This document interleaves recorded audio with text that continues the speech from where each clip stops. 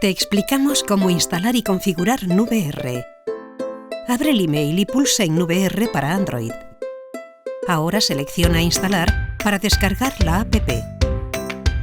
A continuación, pulsa Aceptar. Una vez instalada, dale a Abrir. Ahora pasa las dos primeras pantallas de información pulsando Siguiente. Introduce el correo electrónico al que te hemos escrito y la contraseña que has recibido en nuestro email.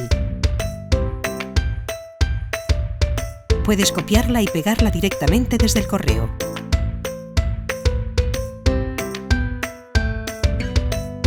Pulsa Login. Elige subir solo por Wi-Fi para no consumir tus datos. Pulsa Siguiente.